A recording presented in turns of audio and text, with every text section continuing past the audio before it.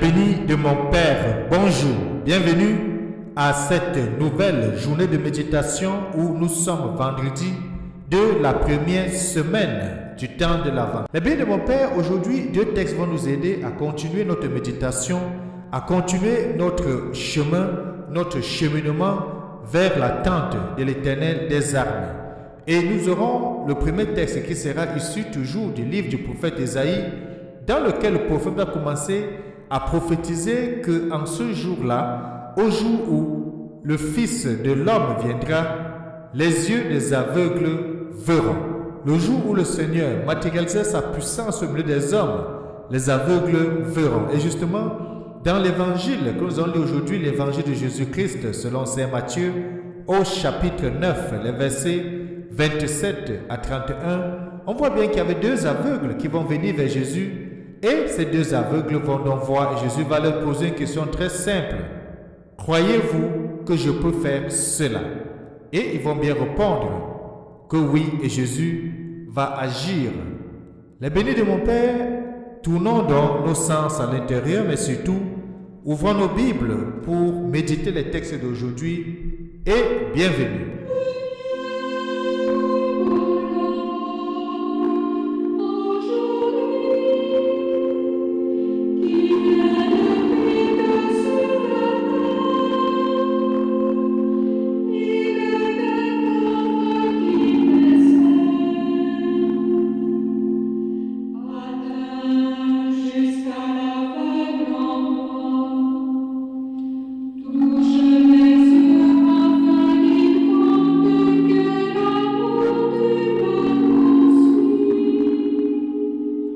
L'aveugle en moi, tournons-nous donc vers l'Éternel des armées et prions.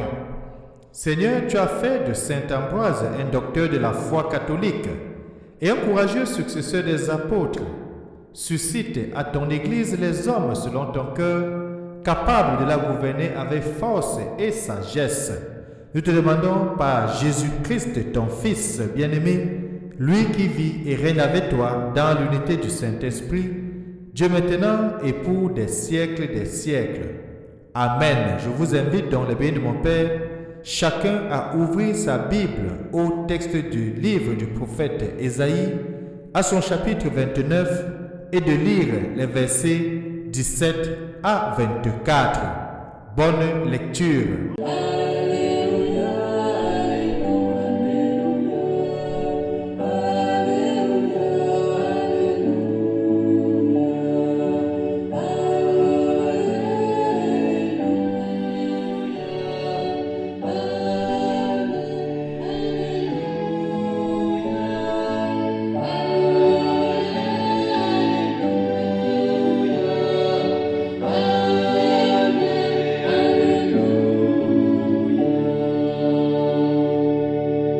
Évangile de Jésus-Christ selon saint Matthieu, au chapitre 9, les versets 27 à 31. En ce temps-là, Jésus était en route. Deux aveugles le suivirent en criant « Prends pitié de nous, fils de David !»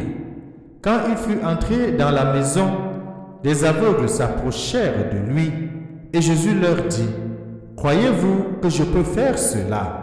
Ils lui répondirent « Oui, Seigneur ». Alors il leur toucha les yeux en disant « Que tout se passe pour vous selon votre foi. » Leurs yeux s'ouvrirent et Jésus leur dit avec fermeté « Attention, que personne ne le sache. » Mais une fois sortis, ils parlèrent de lui dans toute la région. Acclamons la parole de Dieu. Louange à toi, Seigneur Jésus-Christ.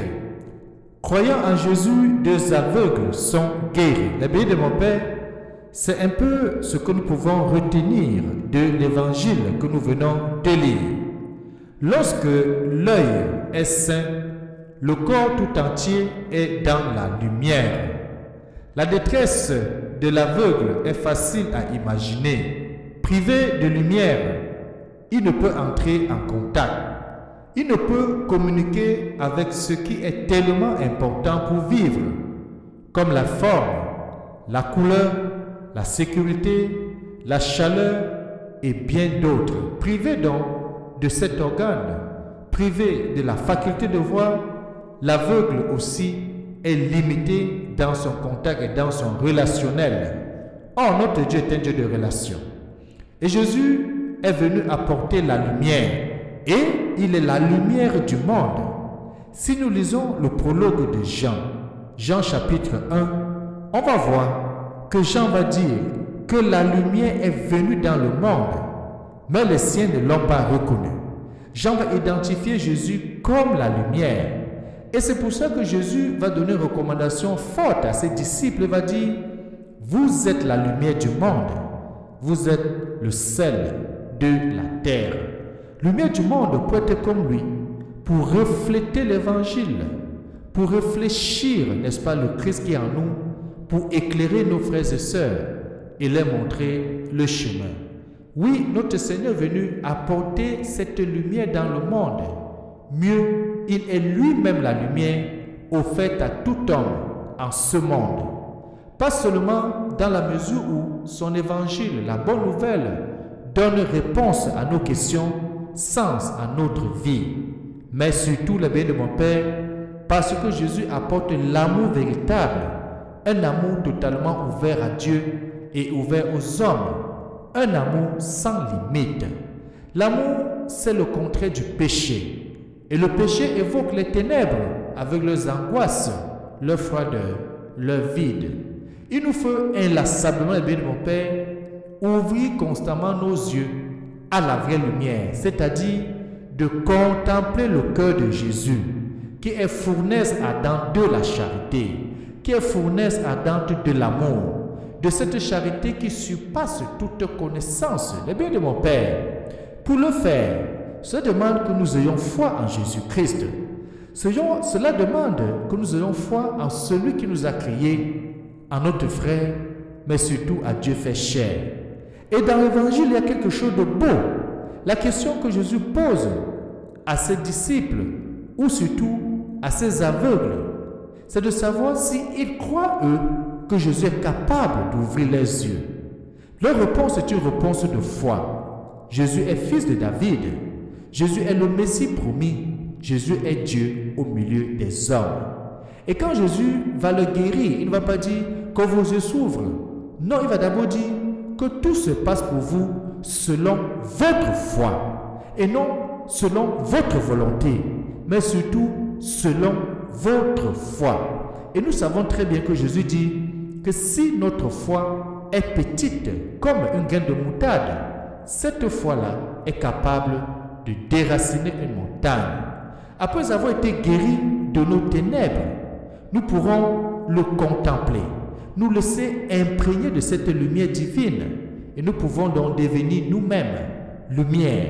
Et c'est pour cela que Jésus va encore une fois de plus, et je le répète aujourd'hui, vous êtes la lumière du monde. Oui, le bien de mon Père, toi qui m'écoutes, toi qui es baptisé, toi qui es disciple du Christ, tu es la lumière du monde. Ça veut dire, tu es le Christ dans le monde d'aujourd'hui pour éclairer nos frères et sœurs qui sont encore dans les ténèbres, pour éclairer ceux qui ne connaissent pas encore Jésus, pour ouvrir les yeux, pour qu'ils voient le Christ présent dans tout ce qu'ils font, dans leur vie. Et comme l'aveugle de l'Évangile parlait de lui, afin de partager cette lumière qui nous fait vivre, qui nous fait agir et qui est même l'essence même de notre existence.